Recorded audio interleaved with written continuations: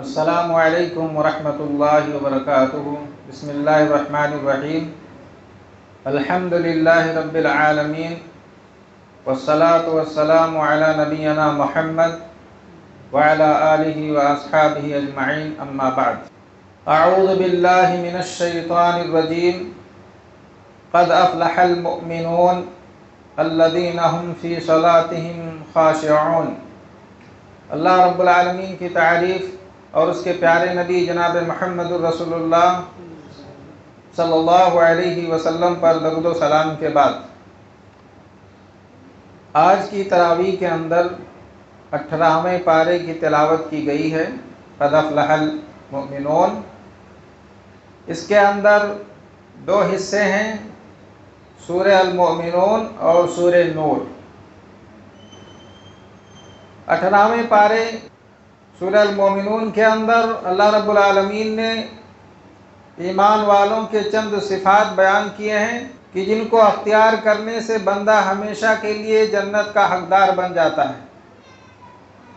اللہ رب العالمین نے فرمایا قد افلح المؤمنون، ایمان والے کامیاب ہو گئے۔ ایمان والے کون ہیں؟ آگے اللہ رب العالمین نے ان کے صفات بیان کیے۔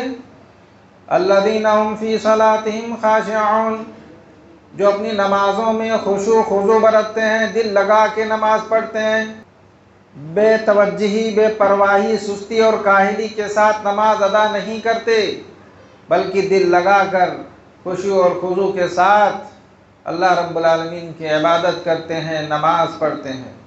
والذین هم عن اللغو معرضون، اور جو بیہودہ باتوں سے دور رہتے ہیں، یعنی جس میں نہ دنیا کا فائدہ ہو، نہ دین اور نہ ہی آخرت کا فائدہ ہو، ایسی باتوں سے وہ دور رہتے ہیں۔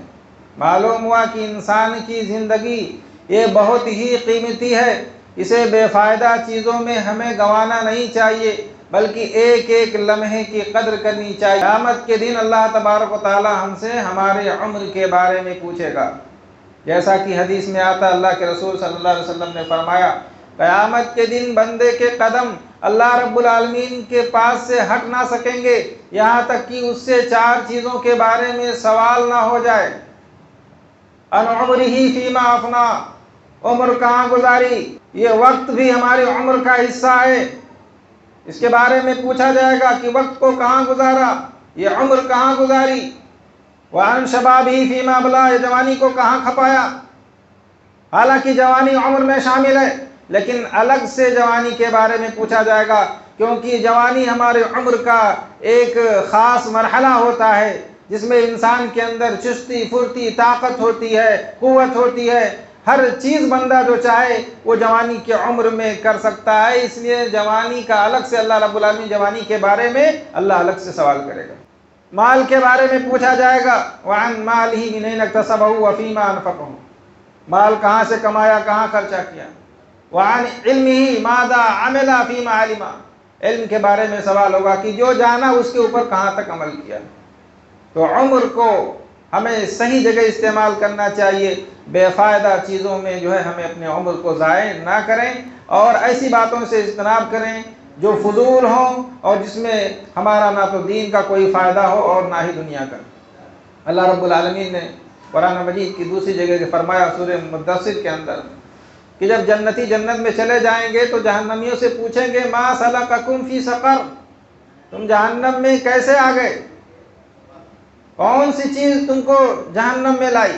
وہ کہیں گے لم نکن من المصلین، ہم نماز نہیں پڑھتے تھے۔ پہلا جو جواب دیں گے جہنمی، وہ کہیں گے کہ ہم نماز نہیں پڑھتے تھے، ولم نکن نطعم المسکین، اور ہم مسکینوں کو کھانا بھی نہیں کھلاتے تھے، وَكُنَّا نَخُوضُ مَعَ الْخَائِضِينَ، اور ہم گپیں ہانکا کرتے تھے گپ ہانکنے والوں کے ساتھ۔ ادھر ادھر بیٹھ کر ہوٹلوں میں، چائے خانوں میں، چوراہوں پر بیٹھ کر مجلسیں جما کر بڑی بڑی ڈینگیں مارتے تھے، گپیں ہانکا کرتے تھے، فضول باتیں کیا کرتے تھے، اس لیے ہماری حالت ہو گئی اور ہم جہنم کے اندر آ گئے۔ اس لیے ہمیں چاہیے کہ اپنے وقت کی قدر کریں، فضول اور اسی طریقے سے بکواس قسم کی چیزوں میں اپنے زبان کو جو ہے آلودہ نہ کریں، اور اپنے زبان کی ہمیں حفاظت کرنی چاہیے، اور فضول گفتگو اور فضول باتوں سے مکمل طور پر اجتناب کریں۔ اللہ کے نبی صلی اللہ علیہ وسلم نے فرمایا من حسن اسلام المرء ترکہ ما لا یعنی، ایک مسلمان کے اسلام کی سب سے بہترین خوبی یہ ہے کہ وہ لایانی چیزوں کو چھوڑ دے، لایانی چیزوں کو چھوڑ دے، بے فائدہ چیزوں کو ترک کر دے۔ تو فضول باتیں، فضول گفتگو سے اجتناب کرنا چاہیے۔ تو اللہ نے فرمایا کہ والذین هم عن اللغو معرضون، جو بیہودہ باتوں سے دور رہتے ہیں، والذین هم للزکاۃ فاعلون، اور جو زکوٰۃ ادا کرتے ہیں۔ مومنین وہ ہیں جو اپنے مالوں کی زکوٰۃ ادا کرتے ہیں۔ والذین هم لفروجہم حافظون، اور مومن وہ ہیں جو اپنے شرمگاہوں کی حفاظت کرتے ہیں۔ والذین هم لاماناتہم وعہدہم راعون، اور جو لوگ امانت داری سے کام لیتے ہیں، بے ایمانی نہیں کرتے، امانت داری سے کام لیتے ہیں، وعدوں اور اقراروں کی پابندی کرتے ہیں۔ کسی سے کوئی وعدہ ہوا ہے، کسی سے کوئی اقرار ہوا ہے، کسی سے کسی معاملے میں اگریمنٹ ہوا ہے تو اس کا لحاظ کرتے ہیں، وعدے کی جو ہے خلاف ورزی نہیں کرتے، امانت کے اندر خیانت نہیں کرتے۔ والذین هم علی صلواتہم یحافظون، اور جو اپنے نمازوں کی حفاظت کرنے والے ہیں، نمازوں کی حفاظت کرتے ہیں، نمازوں کی پابندی کرتے ہیں، وقت پر نماز ادا کرتے ہیں۔ تو فرمایا اولئک هم الوارثون، یہی لوگ ہیں جو وارث ہوں گے۔ جو وارث ہوتا ہے اس کو وراثت میں مال ضرور ملے گا، وہ محروم نہیں ہو سکتا۔ اس لیے اللہ نے کہا کہ اولئک هم الوارثون، یہی لوگ کیا ہوں گے؟ وارث ہوں گے۔ الذین یرثون الفردوس هم فیہا خالدون، اور کس کے وارث ہوں گے؟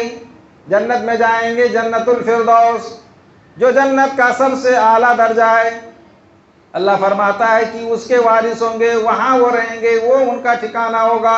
ہم فیہا خالدون، وہ اس کے اندر ہمیشہ ہمیش رہیں گے۔ 18ویں پارے سے ہم اور آپ کو یہ سبق اور یہ پیغام ملتا ہے کہ ہم حلال غذا کھانے اور کمانے کا اہتمام کریں۔ جب غذا حلال ہوتی ہے تو انسان کو اللہ رب العالمین نیک عمل کرنے کی توفیق عطا فرماتا ہے، اور نیکیاں اس کے لیے آسان ہو جاتی ہیں، بھلائیاں عبادتیں اس کے لیے بہت ہی آسان ہو جاتی ہیں، کوئی دقت نہیں آتی، کوئی رکاوٹ نہیں آتی، کوئی مشکلات نہیں آتے۔ اور جو آدمی حرام غذا کھاتا ہے، حرام کمائی کھاتا ہے، تو نیکیاں اس کے لیے بہت ہی مشکل ہو جاتی ہیں۔ آدمی کرنے کا تو ارادہ کرتا ہے لیکن وہ کر نہیں پاتا۔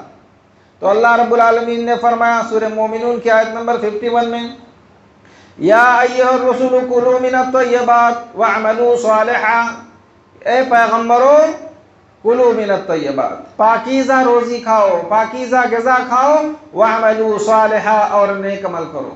دیکھیے حلال کھانے کا ذکر کیا اللہ نے، پاکیزہ روزی کھانے کا ذکر کیا، اور اس کے بعد فرمایا کہ نیک عمل کرو۔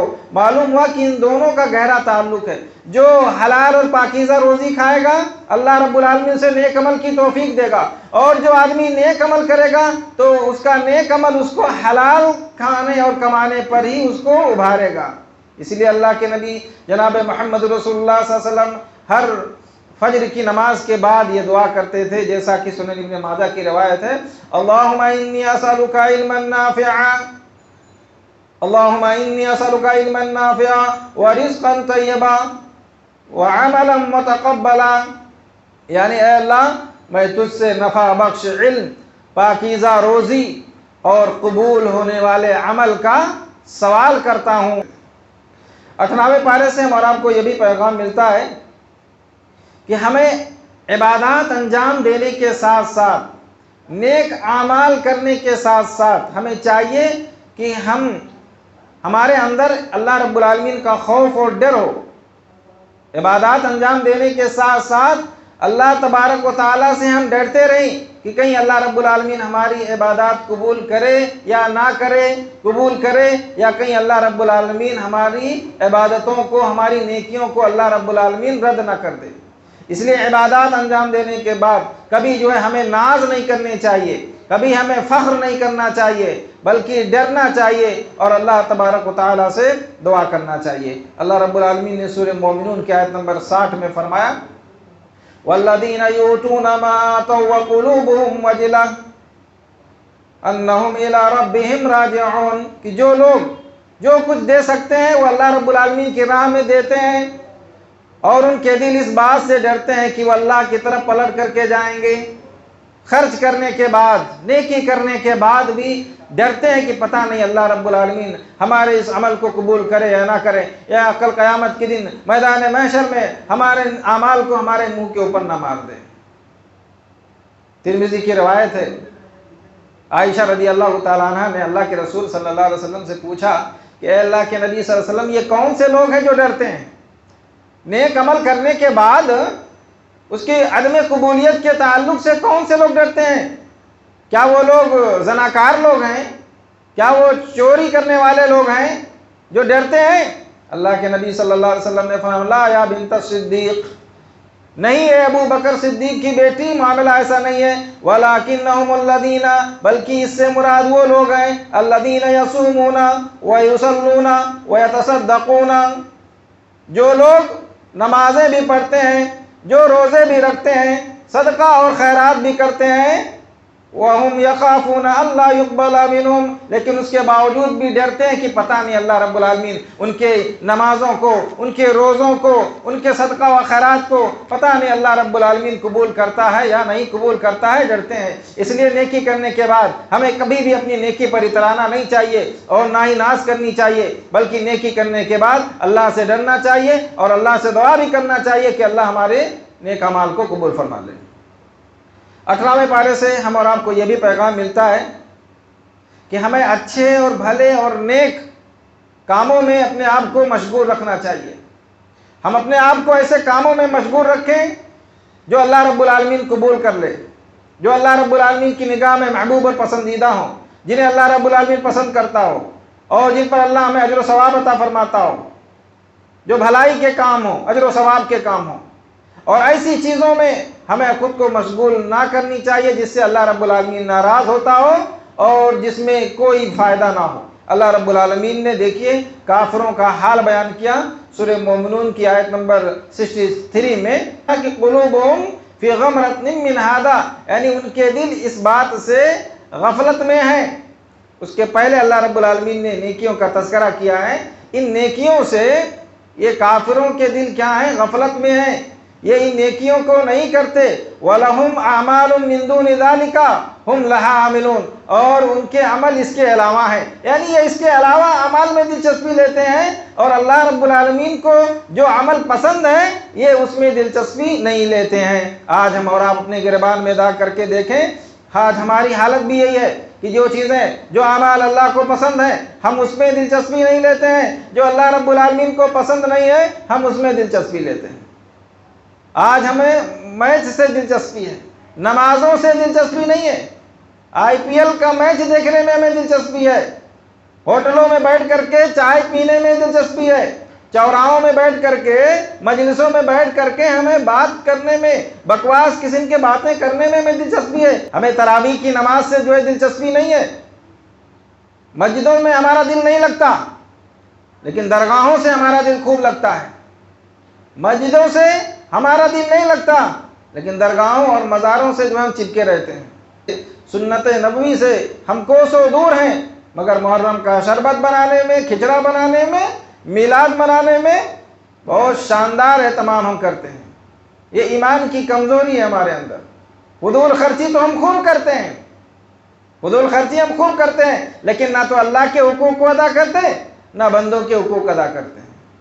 ये आज हमारी हालत है। तो हमें चाहिए कि हम अपने हालत को बदलें और अल्लाह के नेक बंदों में शामिल हों और ऐसे अमाल करें जिनको अल्लाह रब्बुल आलमीन पसंद फरमाता है। इसी तरीके से 18वें पारे से हम और आपको ये भी पैगाम मिलता है कि हमें इस गफलत की ज़िंदगी नहीं गुजारनी चाहिए।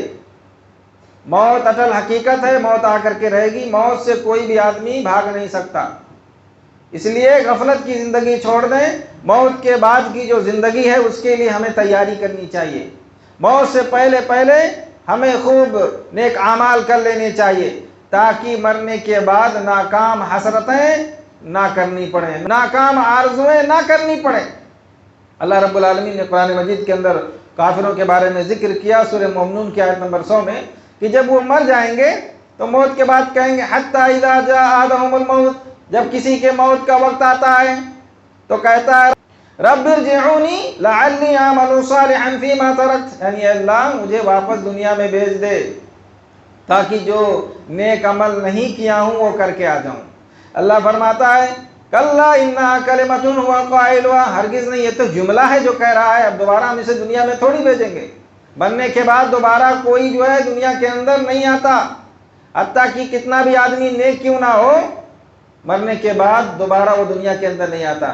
جیسا کہ ایک حدیث میں آتا ہے کہ ایک جنتی جب قبر میں جاتا ہے اور وہاں پر جب اس کو معلوم ہو جاتا ہے کہ وہ کامیاب ہو گیا، جنتی ہے وہ، تو وہ کہتا ہے، خواہش ظاہر کرتا ہے کہ مجھے واپس دنیا میں بھیج دو تاکہ جا کر کے اپنے اہل و عیال کو بتا کے آ جاؤں کہ میں خیریت سے ہوں، میں کامیاب ہو گیا۔ تو اس سے بھی کہا جاتا ہے کہ نم کا نومت العروس، اس دلہن کی طرح سو جا جس کو اس کے شوہر کے علاوہ کوئی نہیں اٹھا سکتا، اب قیامت تک تو سو جا۔ تو جو مر گیا دوبارہ آ نہیں سکتا، چاہے وہ اچھا ہو یا برا ہو، پھر ہمیں عمل کا موقع نہیں ملے گا۔ آج اللہ رب العالمین نے ہمیں زندگی دی ہے، آج ہم زندہ ہیں، باحیات ہیں، صحت مند ہیں، تندرست ہیں، جس طریقے سے چاہیں اور جو نیک عمل کرنا چاہیں ہم آسانی سے کر سکتے ہیں۔ اس لیے اپنی زندگی کو ہمیں غنیمت جانتے ہوئے زیادہ سے زیادہ نیک اعمال کرتے رہنا چاہیے۔ طبرانی کی روایت ہے، اللہ کے رسول صلی اللہ علیہ وسلم نے فرمایا افعلوا الخیر دہرکم، یعنی اپنی زندگی کے اندر بھلائیاں کر لو، مرنے کے بعد دوبارہ موقع ملنے والا نہیں ہے، کیونکہ اذا مات الانسان انقطع عنہ عملہ، جب انسان مر جاتا ہے تو اس کے عملوں کا سلسلہ ختم ہو جاتا ہے، پھر اسے عمل کرنے کا موقع نہیں ملتا۔ اسی طرح 18ویں پارے سے ہم کو یہ درس اور سبق ملتا ہے کہ زنا یہ اسلام کے اندر حرام ہے اور کبیرہ گناہ ہے اور بہت بڑا جرم ہے، اور جو اس کا ارتکاب کرتا ہے اس کے لیے اسلام کے اندر سخت سزا کا اعلان کیا گیا ہے۔ اللہ نے سورہ نور کی آیت نمبر 2 میں فرمایا الزانیۃ والزانی فاجلدوا کل واحد منہما 100 جلدہ، کہ جو زانی مرد ہیں یا زانیہ عورتیں ہیں ہر ایک کو 100 کوڑے مارو۔ اگر زانی مرد اور زانیہ عورت یہ دونوں شادی شدہ ہیں تو ان کو سنگسار کر دیا جائے گا، ان کو رجم کر دیا جائے گا، پتھروں سے مار مار کے ان کو ہلاک کر دیا جائے گا۔ لیکن اگر زانی مرد اور زانیہ عورت یہ غیر شادی شدہ ہیں تو ان کو 100 کوڑے مارے جائیں گے، کوئی رحم نہیں ہوگا، اور سب کے بیچ میں ان کو یہ سزا دی جائے گی۔ یہ زنا کی سزا اللہ رب العالمین نے بیان فرمائی ہے۔ اس لیے مسلمانوں کو چاہیے کہ وہ پاکیزہ زندگی گزاریں، زنا اور فحاشی اور بے حیائی سے جو ہے دور رہیں۔ اللہ کے رسول صلی اللہ علیہ وسلم نے فرمایا، مستدرک الحاکم کی روایت، یا شباب قریش لا تزنوا، اے قریش کے نوجوانوں زنا مت کرو، الا خبردار سن لو، من حفظ فرجہ فلہ الجنہ، جس نے اپنے شرمگاہ کی حفاظت کی تو اس کے لیے جنت ہے۔ اور ایک حدیث میں آپ نے فرمایا کہ جو اپنے شرمگاہ کی اور اپنی زبان کی حفاظت کی ضمانت دے دے اضمن لہ الجنہ، تو میں اس کو جنت کی ضمانت دیتا ہوں۔ 18ویں پارے سے ہم اور آپ کو یہ بھی پیغام ملتا ہے کہ بدکار مرد اور بدکار عورت کو نکاح کے لیے پسند نہیں کرنا چاہیے۔ اگر آپ کو معلوم ہے کہ فلاں مرد بدکار ہے یا فلاں عورت بدکار ہے تو ایسے لوگوں سے نکاح نہیں کرنا چاہیے، اسلام کے اندر حرام ہے۔ کسی زانی مرد یا زانیہ عورت سے نکاح کرنا اسلام کے اندر حرام ہے۔ اللہ نے سورہ نور کی آیت نمبر 3 میں فرمایا الزانی لا ينکح الا زانیۃ او مشرکہ، جو زانی ہوتا ہے وہ اپنی طرح کسی زانیہ یا مشرکہ عورت کو ہی اپنے نکاح میں لانا چاہتا ہے، اسی سے شادی کرنا چاہتا ہے۔ آج دیکھیے بوائے فرینڈ گرل فرینڈ پہلے بناتے ہیں، اس کے بعد برائیاں کرتے ہیں اور پھر ایک دوسرے سے شادی کر لیتے ہیں، بھاگ کر کے کر لیتے ہیں یا ویسے ہی نکاح کر لیتے ہیں۔ تو پہلے زنا کر لیتے ہیں، پہلے برائی کرتے ہیں، اس کے بعد شادی کرتے ہیں۔ تو فرمایا کہ الزانی لا ينکح الا زانیۃ او مشرکہ، جو زانی ہوتا ہے وہ کسی زانیہ یا مشرکہ ہی سے شادی کرتا ہے۔ والزانیۃ، اور زانیہ عورت لا ينکحها الا زان او مشرک، شادی کے لیے ایسے ہی مرد کو پسند کرتی ہے جو زانی ہو یا مشرک ہو۔ وحرم ذلک علی المؤمنین، اور یہ مومنوں پر حرام ہے۔ اس لیے مومنوں کو چاہیے کہ بدکار قسم کے جو مرد عورتیں ہیں ایسے لوگوں سے جو ہے شادی نہ کیا جائے۔ تو جس طریقے سے اسلام کے اندر زنا حرام ہے، ایسے زناکاروں سے شادی کرنا بھی اسلام کے اندر حرام ہے، اگرچہ وہ آپ کو پسند آ جائیں، اگرچہ وہ کتنے بھی خوبصورت ہوں، کتنے ہی اونچے خاندان کے کیوں نہ ہوں، ایسے لوگوں سے شادی نہیں کرنی چاہیے۔ اس کے مقابلے میں اہل ایمان مرد اور عورتوں سے نکاح کرنا چاہیے اور ان کو ہی اپنے نکاح کے لیے پسند کرنا چاہیے اور ان کو ہی اپنے نکاح میں لانا چاہیے۔ اسی طریقے سے 98ویں پارے سے ہم کو یہ بھی پیغام ملتا ہے کہ اگر کسی رشتہ دار سے، ہمارے کسی رشتہ دار سے کوئی غلطی ہو جائے، کوئی خطا ہو جائے، تو دل بڑا کر کے اس کو معاف کر دینا چاہیے، درگزر کرنا چاہیے۔ اور اگر ہم ان کی کفالت بھی کر رہے ہیں تو جیسے پہلے ہم ان کی کفالت کرتے تھے، ان کے اوپر صدقہ و خیرات کرتے تھے، ان کی مالی تعاون کرتے تھے، اس کو جاری رکھنا چاہیے اور اس کو بند نہیں کرنا چاہیے۔ دیکھیے عائشہ رضی اللہ تعالیٰ عنہ، امہات المومنین عائشہ رضی اللہ تعالیٰ عنہ کے اوپر کچھ منافقوں نے نعوذ باللہ بدکاری کی تہمت لگائی۔ اس میں جو ہے بہت سے صحابہ بھی ان کے سازش کا شکار ہو گئے اور انہوں نے بھی اس واقعے کو سچ سمجھ لیا۔ اور ابو بکر صدیق رضی اللہ تعالیٰ عنہ کے خالہ زاد بھائی تھے جن کا نام تھا مصطح، جن کی کفالت ابو بکر صدیق رضی اللہ عنہ بھی کرتے تھے، لیکن یہ بھی جو اس سازش کا شکار ہو گئے اور عائشہ رضی اللہ تعالیٰ عنہ کے تعلق سے یہ بھی بدگمانی میں مبتلا ہو گئے۔ تو ابو بکر صدیق رضی اللہ تعالیٰ عنہ کو غصہ آیا کہ میرا خالہ زاد بھائی، میں اس کی کفالت کر رہا ہوں، اس کے باوجود بھی یہ بھی میری بچی کے تعلق سے یہ جو ہے شک اور شبہ میں گرفتار ہے، اور منافقین جو نظریہ رکھتے ہیں میرے بچی کے بارے میں، یہ بھی وہی نظریہ رکھتا ہے۔ تو انہوں نے غصے میں آ کر کے ان کی کفالت کو روک دیا۔ تو اللہ نے کہا کہ دیکھو، فوراً اللہ نے آیت نازل فرمائی اور کہا کہ دیکھو جو مالدار لوگ ہیں وہ اپنے قریبی رشتہ داروں کے اوپر اپنا مال خرچ کرنے سے نہ رکیں، نہ رکیں۔ وَلْيَعْفُوا وَلْيَصْفَحُوا، معاف کر دو، درگزر کر دو، معاف کر دو، درگزر کر دو۔ اَلَا تُحِبُّوا، کیا تم اس بات کو پسند نہیں کرتے؟ اَلَا تُحِبُّونَ أَن يَغْفِرَ اللَّهُ لَكُمْ، کیا تم نہیں چاہتے کہ اللہ بھی تمہیں معاف کر دے؟ تو رشتہ دار ہیں، غلطی ہو گئی تو دل بڑا کر کے معاف کر دیا جائے، درگزر کر دیا جائے۔ نفرت کی گرہ دل میں بیٹھا کر کے جو صدیوں تک دشمنی کو اپنے سینے کے اندر نہ پالا جائے۔ اللہ کے رسول صلی اللہ علیہ وسلم نے فرمایا، مسند احمد کی روایت ہے، ارحموا ترحموا، رحم کرو اللہ بھی تمہارے اوپر رحم فرمائے گا۔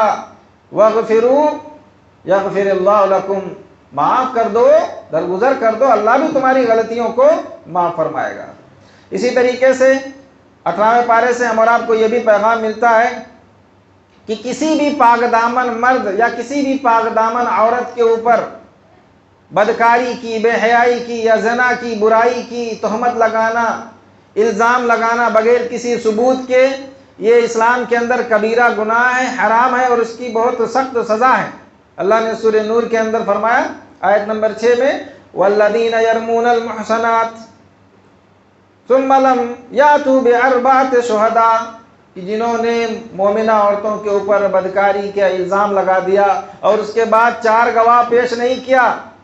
کسی کے اوپر اگر کوئی الزام لگاتا ہے اور اس کے بعد 4 گواہ پیش نہیں کرتا ہے تو فرمایا کہ فَجْلِدُوهُمْ 80 جلدہ، ان کو 80 کوڑے مارو۔ اس کو حد قذف کہتے ہیں، یعنی اگر کوئی کسی کے اوپر جھوٹا الزام لگا دے اور الزام ثابت نہ کر پائے تو شریعت میں یہ سزا مقرر کی گئی ہے کہ الزام لگانے والے کے اوپر 80 کوڑے مارے جائیں گے۔ اور اللہ رب العالمین نے فرمایا کہ وَلَا تُقْبَلُ لَهُمْ شَهَادَةً أَبَدًا، ایسے لوگوں کی گواہی کبھی مانی نہیں جائے گی، ایسے لوگ جھوٹے ہیں۔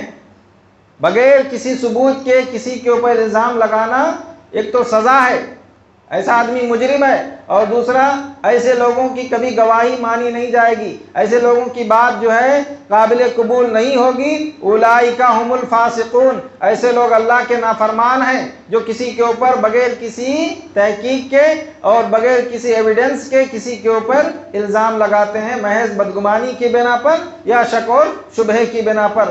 تو ایسے لوگوں کو سزا دی جائے گی، 80 کوڑے مارے جائیں گے، اور ایسے لوگ لعنتی ہیں، اللہ رب العالمین کی لعنت ہوگی ایسے لوگوں کے اوپر دنیا اور آخرت میں۔ آگے اللہ نے فرمایا ان الذین یرمون المحصنات الغافلات، جو غافلہ پاک دامن عورتوں کے اوپر بدکاری کی اور زنا کی تہمت لگاتے ہیں، لعنوا فی الدنیا والآخرہ، ایسے لوگ دنیا میں بھی ملعون ہیں اور آخرت میں بھی لعنتی ہیں، اللہ کی لعنت برسے گی ایسے لوگوں کے اوپر۔ یہاں دیکھیے عورت کے لیے کیا کہا اللہ رب العالمین نے، محصنات الغافلات کا، یعنی ایک تو پاک دامن بھی ہے اور ایک بھولی بھالی ہے، اسے کچھ معلوم ہی نہیں، تو مسلمان عورت ایسی ہونی چاہیے کہ برائی کیا ہے وہ بھی معلوم نہ ہو اس کو، برائی کس کو کہتے ہیں، برائی کے کام کیا ہیں، برائی کس کو کہتے ہیں۔ ایک مومن مسلمان عورت ایسی ہونی چاہیے کہ اس کو یہ بھی نہ معلوم ہو کہ گناہ کیا ہے، برائی کس کو کہتے ہیں۔ یہ ایک مسلمان عورت کا کردار ہونا چاہیے۔ تو پاک دامنی کی زندگی بھی ہمیں گزارنی چاہیے، اور کسی کے اوپر بغیر کسی ثبوت کے، بدگمانی کی بنا پر، شک کی بنا پر کسی کے اوپر ہمیں الزام نہیں لگانا چاہیے، یہ کبیرہ گناہ ہے۔ 18ویں پارے سے ہمارا آپ کو یہ بھی پیغام ملتا ہے کہ جو لوگ نکاح کی طاقت نہیں رکھتے یا کسی وجہ سے ان کا نکاح نہیں ہو پا رہا ہے، ابھی ان کی شادی نہیں ہو رہی ہے، تو ایسے لوگوں کو چاہیے کہ وہ غلط طریقہ نہ اپنائیں، غلط راستہ نہ اپنائیں اپنی خواہشات کی تکمیل کے لیے، اپنی خواہشوں کو پورا کرنے کے لیے، بلکہ جب تک شادی نہیں ہو رہی ہے اپنی خواہشات کے اوپر کنٹرول رکھیں اور اللہ رب العالمین کے حکم کے مطابق جو ہے زندگی گزاریں۔ اللہ رب العالمین نے قرآن مجید کے اندر فرمایا، سورہ نور کی آیت نمبر 33 میں، وَلْيَسْتَعْفِفِ الَّذِينَ لَا يَجِدُونَ نِكَاحًا حَتَّى يُغْنِيَهُمُ اللَّهُ مِنْ فَضْلِهِ، یعنی وہ لوگ جو بھی نکاح کی طاقت نہیں رکھتے یا جن کے پاس جو بھی استطاعت نہیں ہے کہ وہ نکاح کر سکیں، تو پاک دامنی کی زندگی گزاریں، یہاں تک کہ اللہ رب العالمین ان کو اپنے فضل سے بے نیاز کر دے، مالدار کر دے، اور وہ شادی کی استطاعت کو پہنچ جائیں۔ اور اس کا سب سے بہترین ذریعہ یہ ہے کہ آدمی جو ہے روزہ رکھے، نفلی روزوں کی پابندی کرے، کیونکہ بخاری شریف کی روایت ہے، اللہ کے رسول صلی اللہ علیہ وسلم نے فرمایا، یا معاشر الشباب، اے نوجوانوں کی جماعت، من استطاع منکم الباءۃ فلیتزوج، تم میں جو نان و نفقہ کی طاقت رکھتا ہو، یعنی مالی طور پر اور جسمانی طور پر، مالی طور پر بھی طاقت رکھتا ہو، جسمانی طور پر بھی وہ طاقت رکھتا ہو، فلیتزوج، تو اسے چاہیے کہ وہ نکاح کر لے، فإنہ اغض للبصر، کیونکہ نکاح کرنے سے نگاہوں کی حفاظت ہوتی ہے، وأحسن للفرج، اور شرمگاہوں کی بھی حفاظت ہوتی ہے، ومن لم یستطع، اور جو نکاح کی طاقت نہ رکھے تو فرمایا کہ فعلیہ بالصوم، وہ روزہ رکھے، فإنہ لہ وجاء، کیونکہ روزہ جو ہوتا ہے یہ شہوتوں کو توڑ دیتا ہے، روزہ یہ الصوم جنہ، اللہ کے رسول صلی اللہ علیہ وسلم نے فرمایا، تو یہ روزہ ڈھال ہے جس سے آدمی اپنے آپ کو گناہوں سے جو ہے روکتا ہے۔ تو جو لوگ نکاح کی طاقت نہیں رکھتے ہیں یا نکاح ہونے میں کسی وجہ سے دیر اور تاخیر ہو رہی ہے، تو وہ چاہیں، ان کو چاہیے کہ وہ زیادہ سے زیادہ نفلی روزوں کا اہتمام کریں۔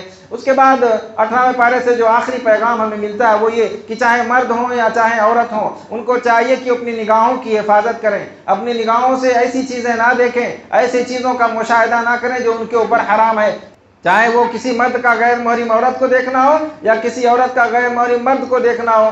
تو اللہ نے فرمایا، قُلْ لِلْمُؤْمِنِينَ يَغُضُّوا مِنْ أَبْصَارِهِمْ وَيَحْفَظُوا فُرُوجَهُمْ، مومن مردوں سے کہو کہ اپنی نگاہیں نیچی رکھیں اور اپنے شرمگاہوں کی حفاظت کریں، اور مومنہ عورتوں سے بھی کہو، وَقُلْ لِلْمُؤْمِنَاتِ يَغْضُضْنَ مِنْ أَبْصَارِهِنَّ وَيَحْفَظْنَ فُرُوجَهُنَّ، اور مومنہ عورتوں سے بھی کہو کہ اپنی نگاہوں کی حفاظت کریں اور اپنے شرمگاہوں کی حفاظت کریں۔ یہاں دیکھیں نگاہوں کی حفاظت کے بعد فوراً شرمگاہوں کی حفاظت کا تذکرہ کیا گیا، کیونکہ اگر نگاہوں کی حفاظت نہیں ہوئی، نگاہوں کو ہم نے اسے آوارہ چھوڑ دیا، نگاہوں کو ہم نے آزاد چھوڑ دیا، تو پھر شرمگاہ کی حفاظت نہیں ہو سکتی، کیونکہ ساری برائیوں کا جڑ یہی نگاہ ہے۔ اسی لیے کہا جاتا ہے، من ارسل طرفہ ادنا حتفہ، یعنی جس نے اپنی نگاہ کو آوارہ چھوڑ دیا اس کی ہلاکت اور بربادی کے دن قریب آ گئے۔ اس لیے نگاہوں کی ہمیں حفاظت کرنی چاہیے تاکہ ہماری شرمگاہوں کی حفاظت ہو سکے اور ہم بے حیائی اور برائی سے جو ہے بچ سکیں۔ تو یہ 18ویں پارے سے کچھ پیغام تھے جو ہم اور آپ کو معلوم ہوئے۔ دعا کریں کہ اللہ رب العالمین ہمیں ان باتوں پر عمل پیرا ہونے کی توفیق بخشے،